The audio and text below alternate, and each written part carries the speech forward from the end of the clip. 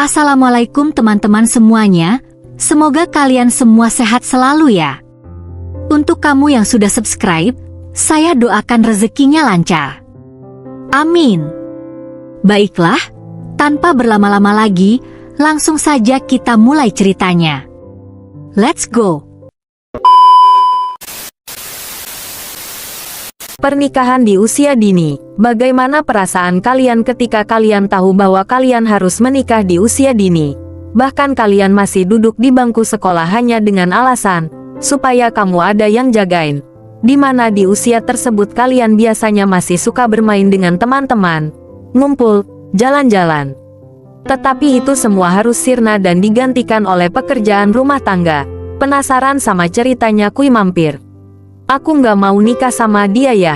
Mau tak mau kamu harus menikah dengan pilihan ayah. Aku nggak mau nikah sama dia ya. Mau nggak mau kamu harus menikah dengan pilihan ayah.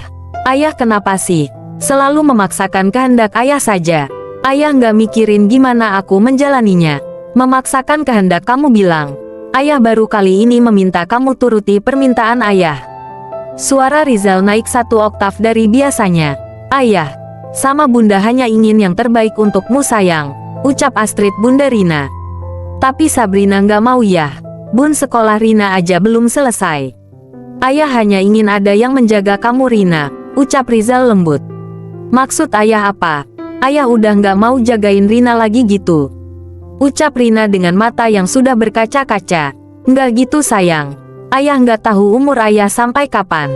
Ayah hanya ingin ada yang jagain kamu sama bunda. Ayah nggak akan ninggalin Rina sama bunda. Ayah akan selalu sama kita. Ayah jangan ngomong kayak gitu.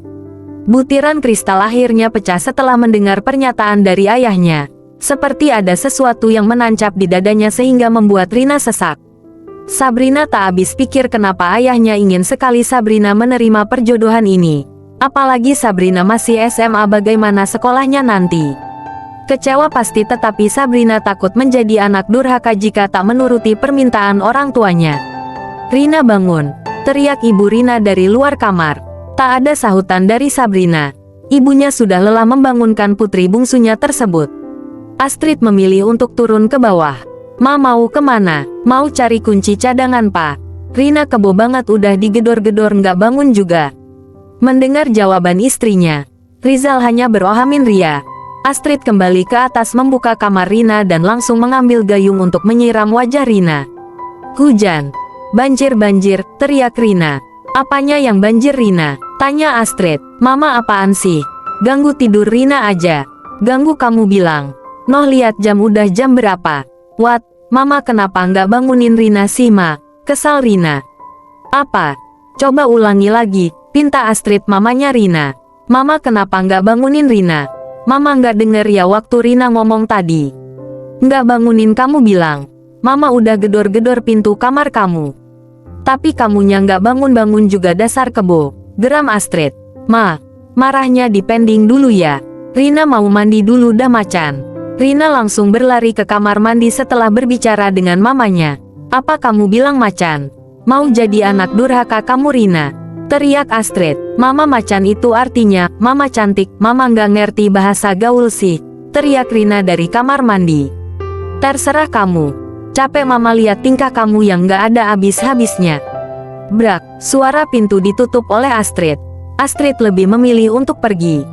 Berdebat dengan putrinya terlalu lama bisa membuat Astrid hipertensi. Setelah selesai, Sabrina langsung turun ke bawah menemui kedua orang tuanya di ruang makan. Pagi pagar. Macan, ucap Rina. Pagar. Macan maksudnya, tanya Rizal. Pagar itu artinya papa gantengnya Rina. Kalau macan itu artinya mama cantik. Papa gimana sih, itu aja nggak tahu. Kamu yang gimana? Bahasa disingkat-singkat, gunakan bahasa yang baik dan benar Rina. Iya pak. Setelah selesai makan, Rina pamit dengan kedua orang tuanya untuk berangkat ke sekolah. Pak, Marina pamit ya? Iya. Belajar yang benar di sekolah, peringat Rizal. Iya pak. Kalau nilai Rina tinggi, uang bulanannya tambahin ya. Enggak. Mama nggak bolehin uang jajan kamu itu bisa buat beli kulkas 2 pintu Rina. Mama nyebelin. Rina berangkat sekolah aja lah. Assalamualaikum. Waalaikumsalam. Kedua orang tua Rina hanya bisa geleng-geleng kepala melihat tingkah putrinya itu, yang selalu mau dituruti permintaannya. Tetapi bagaimanapun sikap Rina, orang tuanya tetap menyanyi Rina, karena anak adalah harta paling berharga bagi setiap orang tua. Banyak orang-orang di luar sana yang tidak bisa memiliki keturunan, dan selalu mendamba seorang anak. Lalu kenapa kita sebagai orang tua harus membenci sikap anak kita? Itu adalah tugas kita untuk mendidiknya supaya menjadi insan yang baik dan berguna bagi nusa dan bangsa. Assalamualaikum. Waalaikumsalam warahmatullahi wabarakatuh, jawab semua serentak. Semua siswa melongo melihat pria tampan, dengan postur tubuh yang atletis ditambah dengan wajahnya yang putih, hidung mancung, alis tebal merupakan pahatan yang sempurna. Perkenalkan, nama saya Fatlan Al-Ghifari. Saya menggantikan Us. Ilham Al-Malik mengajar di sini. Semua siswa hanya mengangguk tanda mengerti, karena guru mereka yang lama sudah pindah tugas keluar kota. Ada yang perlu ditanyakan? Tanya Fatlan. Pak, Bapak tinggal di mana? Boleh minta kontak Bapak? Bapak udah nikah belum? Siswa laki-laki merasa jengah mendengar pertanyaan yang keluar dari kaum Hawa itu. Sedangkan siswa perempuan tak berhenti berbisik-bisik menatap kagum pria yang sekarang notabene sebagai guru agama Islam di sekolahnya. Ganteng banget tahu nggak? Calon gue, imam dari anak-anak gue nanti. Masya Allah, idaman banget. Sampai suara Sabrina memecah kebisingan di kelasnya. Brak, kalian berisik banget sih. Nih jadwalnya belajar bukan ngegibah, ketus Sabrina. Semua pasang mata tertuju kepada Sabrina, termasuk Fatlan. Fatlan menatap Sabrina dengan tatapan yang sulit untuk diartikan. Kok lo yang sewot sirin? Tanya sisi anak dari kepala sekolah. Ya, karena kalian berisik dan pertanyaan kalian itu nggak bermutu banget, jawab Rina dengan wajah datarnya. Teriak semua siswa. Sudah, diam atau saya hukum, ancam Fatlan. Semua siswa langsung terdiam mendengar ancaman dari Fatlan. Baiklah, saya akan menjawab pertanyaan kalian. Saya tinggal di atas bumi. Saya belum menikah. Dan untuk nomor telepon itu privasi saya, kalian nggak ada hak, jawab Fatlan. Siswa perempuan merasa lesu, karena jawaban yang diberikan oleh gurunya tersebut. Jangankan kontak, alamat rumah saja tak ingin menyebutkan. Siswa laki-laki tersenyum penuh kemenangan karena gurunya baru saja mematahkan hati para kaum Hawa di kelasnya. Sebaiknya kita mulai saja pelajaran hari ini tentang indahnya ukhuwah persaudaraan. Ukhuwah menurut arti bahasa adalah persamaan dan keserasian dalam banyak hal. Persaudaraan di dalam Islam disebut ukhuwah Islamiyah yang berarti persaudaraan antar sesama muslim, persaudaraan yang bersifat Islam, atau persaudaraan secara Islam. Di dalam Al-Quran tentang ukhuwah terdapat dalam surah Al-Hujurat ayat 10. Sesungguhnya orang-orang mukmin itu bersaudara. Karena itu damaikanlah antara kedua saudaramu yang berselisih, dan bertakwalah kepada Allah agar kamu mendapat rahmat. Di dalam hadis riwayat Bukhari juga dijelaskan bahwa Nabi SAW bersabda, orang yang memutuskan hubungan silaturahmi tidak akan masuk surga. Hari Bukhari. Islam juga membagi ukhuwah itu menjadi 4, yaitu 1. Ukhuwah fi ubudiyah, yaitu persaudaraan karena sama-sama memiliki persamaan. Fatlan melajukan mobilnya keluar dari sekolah.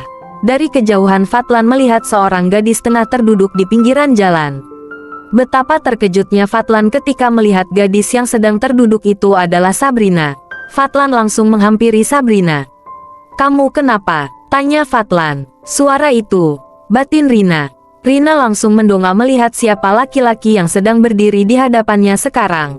Mata Rina melotot ketika melihat yang berdiri di hadapannya sekarang adalah guru agamanya. Pak Fatlan. Iya saya. Kamu kenapa bisa kayak gini?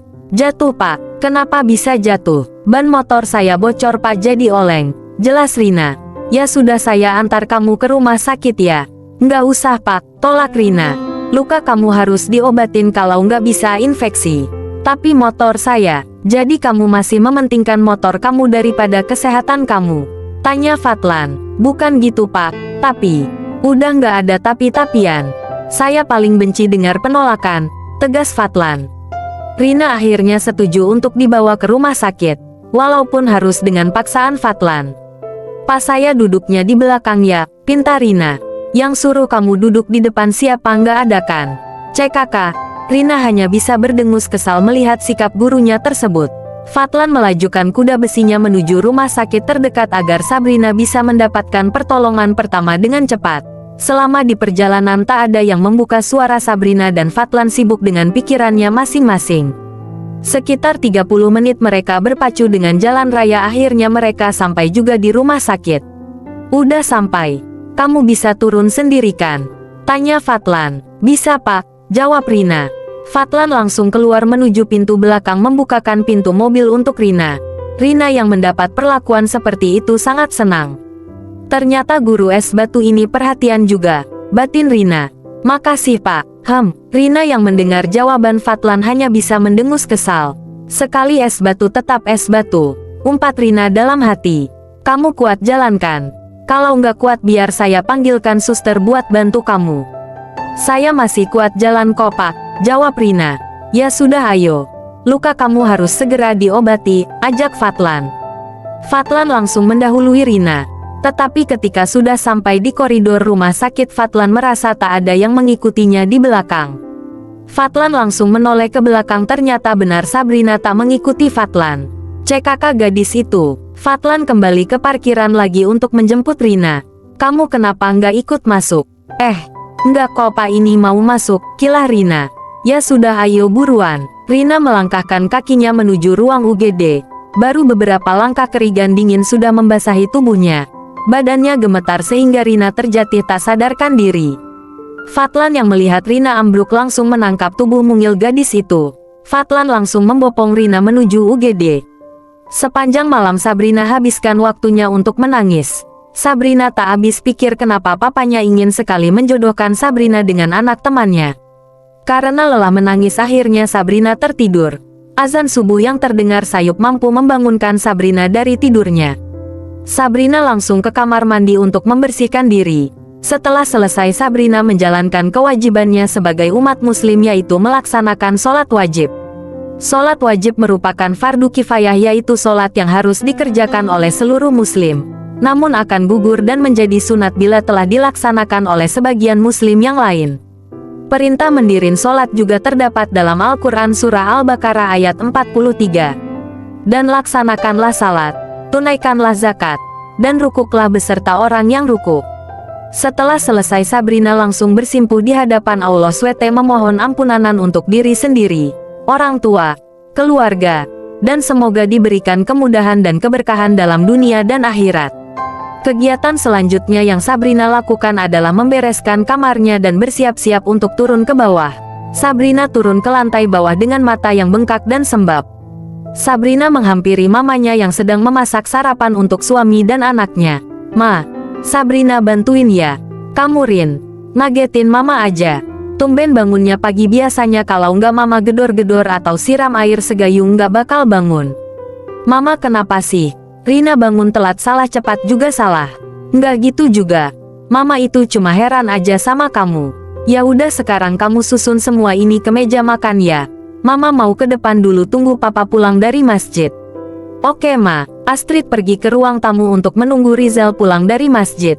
Astrid sedikit pun tak mengungkit masalah perjodohan itu karena Astrid tahu anaknya sedang tak baik-baik saja sekarang. Astrid melihat mata Rina yang sembab dan bengkak, tanpa bertanya pun Astrid sudah tahu bahwa putrinya menangis tadi malam. Assalamualaikum ma. Waalaikumsalam, akhirnya papa pulang juga. Yuk pak ke meja makan. Sabrina udah bangun ma. Udah pak. Lagi siapin sarapan. Kedua pasutri itu pergi menuju dapur untuk breakfast bersama. Nah gitu dong, bangun pagi. Jadi mama kamu nggak perlu gedor-gedor atau teriak-teriak nama kamu pagi-pagi. Sabrina hanya menanggapi ucapan papanya dengan senyuman yang dipaksakan. Sabrina lebih memilih untuk memakan sarapannya lalu pergi ke sekolah.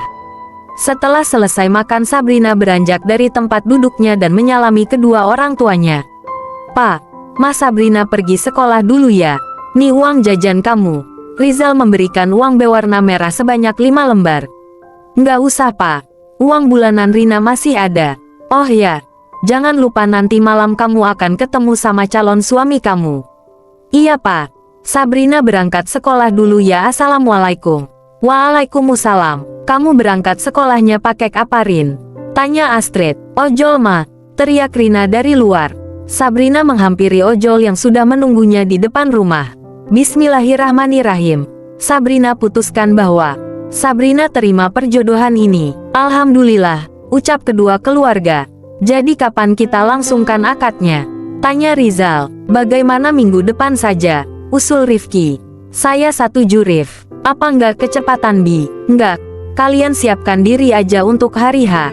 Semuanya biar Abi sama calon mertua kamu yang urus. Iya Fat, Abi kamu benar, semuanya biar kami yang ngatur, timpal Rizal. Ya sudah, Fatlan sama Rina ngikut aja. Setelah acara perjodohan dilanjutkan makan bersama sambil membahas di mana akan dilaksanakan akad pernikahan. Waktu pun sudah menunjukkan pukul 22.30. Rizal pun berpamitan untuk pulang. Rif, saya pamit pulang dulu ya, udah larut soalnya. Iya. Besok Sabrina juga mau sekolah kan? Kamu berangkat sekolahnya dijemput Fatlan ya nak? Tapi Ong, udah nggak ada penolakan. Anggap aja ini tahap ta'aruf buat kalian. Rina pasti mau Rif. Kami pamit ya, assalamualaikum. Iya. Waalaikumsalam. Rizal melajukan mobil dengan kecepatan sedikit tinggi karena jalanan sudah sepi. Ketika sudah sampai di rumah, Rina hendak naik ke lantai atas. Tubuhnya sudah sangat lelah dan membutuhkan relaksasi, tetapi suara Rizal menghentikan langkah Rina. Rina, tunggu. Kenapa Pak? Makasih ya sudah menerima perjodohan ini. Makasih sudah mau menerima Fatlan menjadi suami kamu. Iya sama-sama Pak. Rina ke kamar dulu ya, udah ngantuk. Iya. Jangan lupa wudhu dan baca doa sebelum tidur. Iya Pak. Good night. Rina kembali melangkahkan kakinya menuju kamar. Rina langsung melakukan perintah dari papanya, yaitu berwudu sebelum tidur dan membaca doa. Rina membaringkan tubuhnya ke ranjang queen size-nya, tetapi Rina belum bisa tidur, pikirannya melayang ke ucapan papanya tadi. Ini pertama kali aku melihat papa tersenyum hangat seperti tadi setelah kepergian Irham. Sorot matanya pun seolah-olah berbicara bahwa papa benar-benar bahagia. Semoga keputusanku menerima Pak Fatlan sebagai imam untukku adalah keputusan yang benar, batin Rina. Tak lama Rina sudah terhanyut ke dunia mimpinya. Sesuai perintah Rifki bahwa Fatlan harus menjemput Sabrina dan berangkat ke sekolah bersama dengan Sabrina. Kini Fatlan sudah di jalan untuk menjemput Sabrina. Di kediaman Rizal, Astrid sedang membangunkan Sabrina yang sudah 15 menit tidak bangun-bangun juga. Sabrina bangun, teriak Astrid. Dor, dor, dor.